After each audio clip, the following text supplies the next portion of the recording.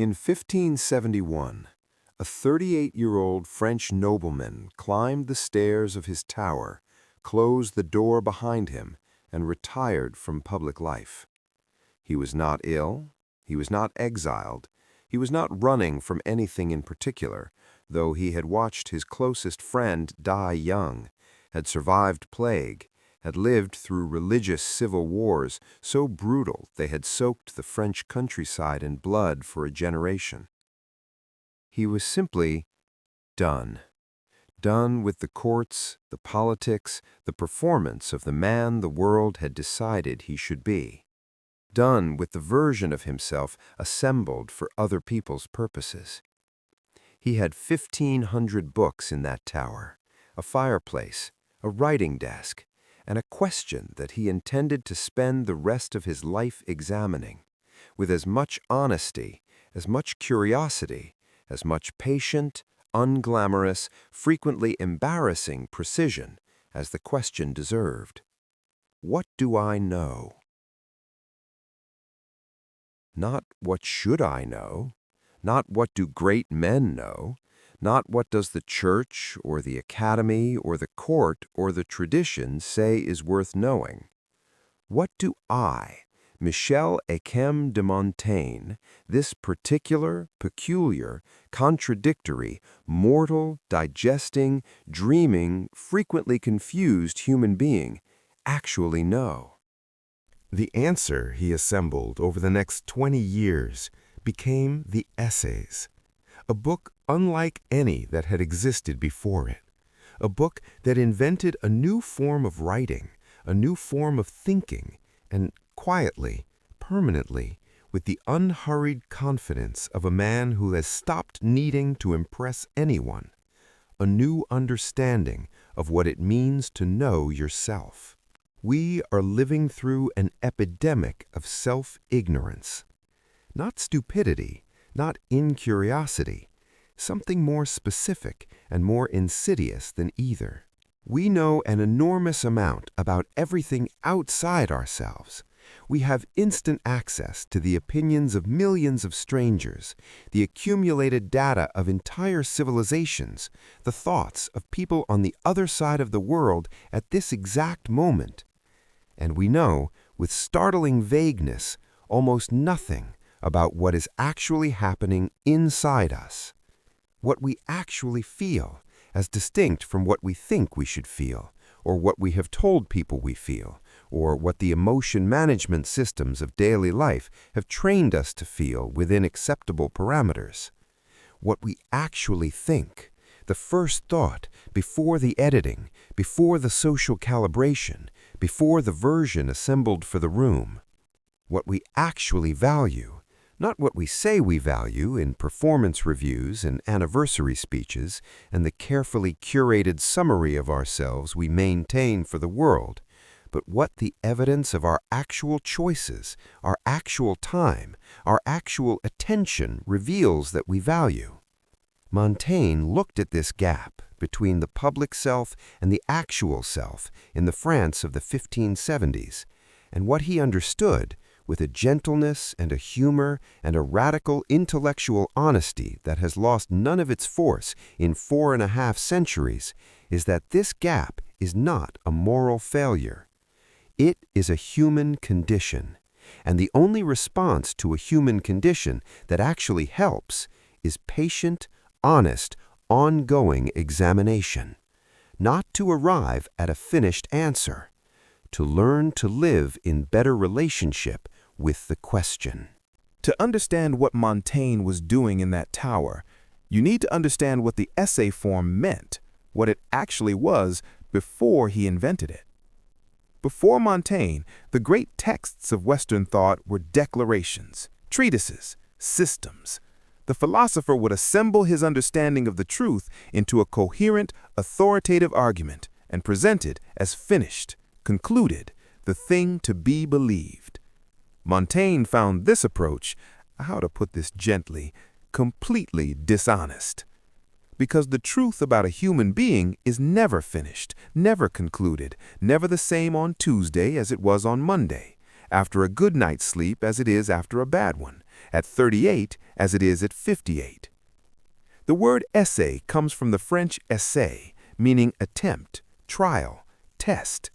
Montaigne was not presenting conclusions, he was attempting, trying the thought on, turning the question over to see what it looked like from another angle, noticing that what he believed last month had shifted, and rather than pretending it hadn't, writing honestly about the shift. He wrote about his digestion, about his sleeping habits, about his fear of death and his cowardice in the face of physical pain, about the way his mind wandered during serious conversations and the fact that he could never remember the names of his servants. He wrote in one of his most famous lines, "Every man carries the whole form of the human condition within him." Every man carries the whole form of the human condition within him. Not the great men, not the philosophers and saints. Every man, every woman, every confused, digesting, contradictory, mortal person who has ever tried to pay attention to what is actually happening inside them. The examination of the self, your specific, unrepeatable, embarrassingly ordinary self, is not a self-indulgence. It is, Montaigne insists, the beginning of all genuine understanding, because the only instrument you have for understanding anything is you, and an unexamined instrument produces unreliable results. There is an inscription Montaigne had painted on the beams of his tower library, 54 sentences from ancient texts, Lucretius, Sextus Empiricus, Ecclesiastes, phrases he had chosen to live with, to think beneath, to let accumulate over him like weather. And the one that appears most often in his essays, the one that seems to be the beating heart of his entire enterprise, is this: "Que sais-je? What do I know?" Not as a rhetorical question, as a genuine, daily, lifelong inquiry into the limits of his own certainty. Montaigne had lived through the French wars of religion, Catholics and Protestants slaughtering each other with absolute conviction, each side entirely certain that God was on their side and the other side deserved what they were getting. He had watched certainty kill people, had watched the comfort of a fixed, unexamined worldview provide the permission for atrocities that a more uncertain, more self-questioning person could never have committed. And he concluded, with the particular clarity of a man who had seen what human certainty at full strength actually produces, that the most intellectually honest and the most morally safe position available to a human being is a kind of provisional, open-handed, permanently revisable, not quite knowing. Not nihilism, not the refusal of all judgment or all commitment, but the habitual, practiced humility of a person who knows, from examining their own mind closely enough to see how it works, that they are capable of being wrong, that their perceptions are shaped by their history, that what feels like truth is often the residue of what they needed to believe. Que sais-je? What do I know? That question, held honestly, is not weakness, it is the beginning of wisdom. There is a chapter in the essays, one of more than 100 written across 20 years, that stops people cold when they first encounter it. It is called "That to philosophize is to learn to die," and its argument is not what you might expect. Montaigne does not argue that we should think about death in order to become solemn or morbid or resigned. He argues, with the warmth and the humor that run through everything he wrote, that we should think about death in order to become more fully alive to the life we are currently living. He writes about visiting a man who was dying, a peasant, a simple farmer who, Montaigne observed, was facing his end with a composure, a naturalness, a complete absence of the dramatic horror that educated men brought to the subject, that the philosopher found genuinely instructive. The peasant had not read Seneca, had not studied the Stoics, had not, as far as Montaigne could tell, given the matter much formal thought at all. But he had lived closely with the natural world, with animals, with seasons, with the ordinary cycles of growth and decay, and death, for him, was simply the next thing, not an interruption of life, but a completion of it. And Montaigne, sitting beside that deathbed, watching that composure, felt something shift in himself, felt the particular philosophical vertigo of a man who has been thinking very hard about a subject and has just been shown, by someone who never thought about it at all, the deepest truth available. We philosophize not to arrive at death more successfully. We philosophize to learn how to live with the full, undefended awareness that we are mortal beings, and that mortality, held honestly, clarifies everything. Now I want to bring Montaigne fully into the life you are living today, because his tower in the Dordogne is far away, and 1571 is a long time ago, and it can seem, initially, that the project of a 16th-century French nobleman with 1,500 books and no pressing obligations has very little to do with your Tuesday. But here is what Montaigne was actually doing in that tower. He was doing what almost no one in his culture and almost no one in ours makes time to do. He was paying attention to himself, carefully, without agenda, without the need to arrive at a conclusion that would impress anyone. Just noticing what he actually thought, what he actually felt, what he actually valued based on the evidence of what he actually did, what made him feel more like himself and what made him feel less, what kinds of people and experiences and ideas expanded him and what contracted him, what he had believed at 30 and no longer believed at 50, and what the difference between those two positions revealed about the shape of his becoming. This is not a project that requires a tower. It does not require retirement or solitude or 1,500 books. It requires only honesty, and the willingness to sit with what honesty reveals without immediately trying to fix it, manage it, explain it away, or assemble it into a more presentable version of yourself. That willingness, that single, quiet, enormously difficult willingness, is what Montaigne spent 20 years in a tower practicing, and it is available to you tonight. Here is what Montaigne asks of you practically today. First, begin your own essays. Not a journal in the conventional sense, not a record of events or a ledger of gratitude. An attempt, in Montaigne's original meaning of the word, a written investigation, honest, unhurried, and entirely for yourself, into one question that you have been carrying without properly examining. Choose the question that has been with you longest, the one about your work, your relationships, your sense of who you are beneath the roles you perform, and write about it, not to answer it, but to find out what you actually think. 3 pages, no editing, no performance, the thought allowed to go where it wants to go, surprise you with where it ends up, reveal what it knows that you have not yet let yourself know. Montaigne wrote for 20 years and never finished. That is the point. The attempt is the practice, and the practice, not the conclusion, is what changes you. Second, conduct a sais-je audit. Choose one belief you hold with certainty about yourself, about another person, about the right way to live or work or relate, and spend 1 week examining it with Montaigne's question. What do I actually know about this? What is evidence and what is assumption? What would I think about this if my history had been different? Where did this certainty come from, and does its origin give me confidence or give me pause? You are not trying to dismantle your beliefs.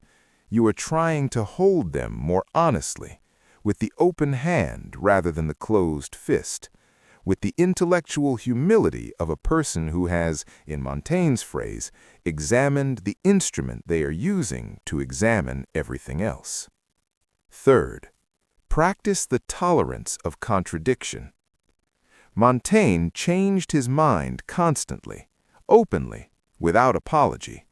He would write something in one essay and contradict it 3 essays later, and note the contradiction with what seems like genuine delight, as if inconsistency were evidence not of weakness, but of growth.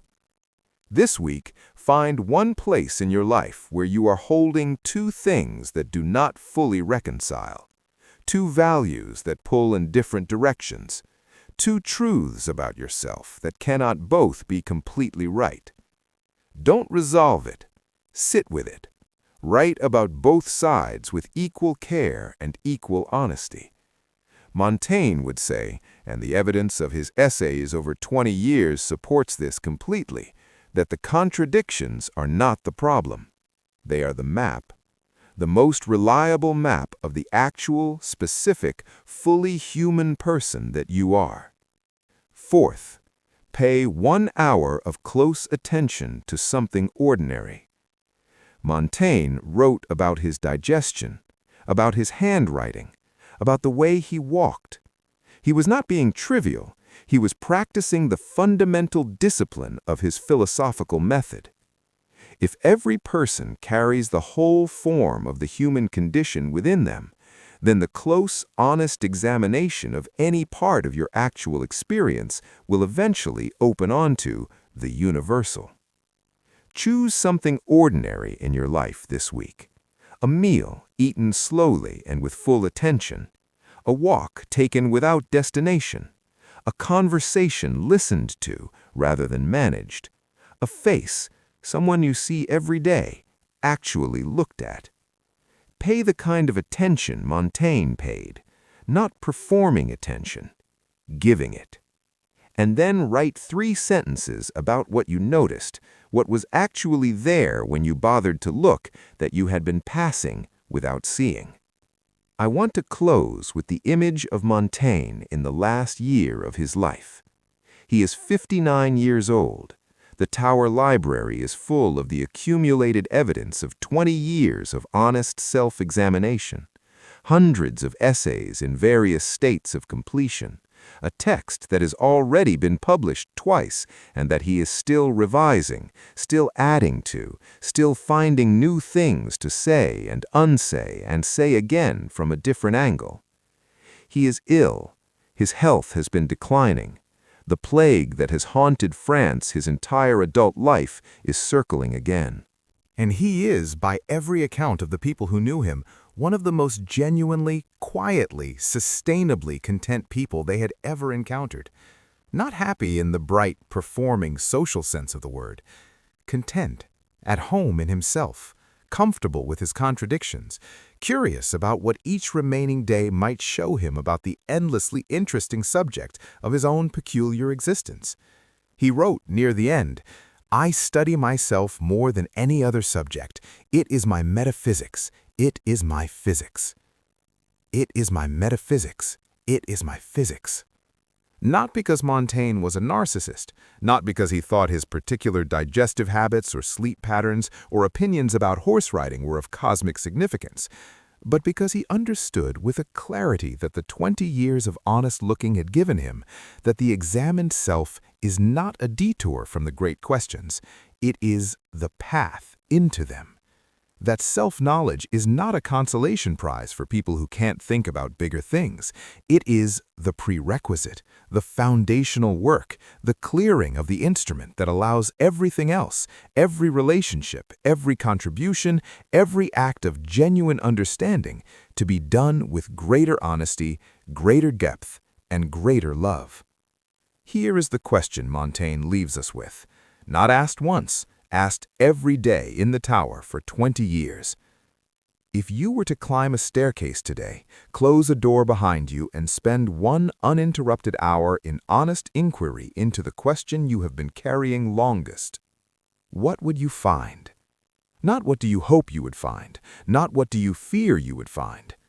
What do you think is actually there, waiting, patient as Montaigne's fireplace, for you to finally, fully sit down with it? Leave that in the comments, because that answer, your real, unguarded, tower stare answer, is the beginning of your own essays. And they are long overdue. I'll see you in the next one.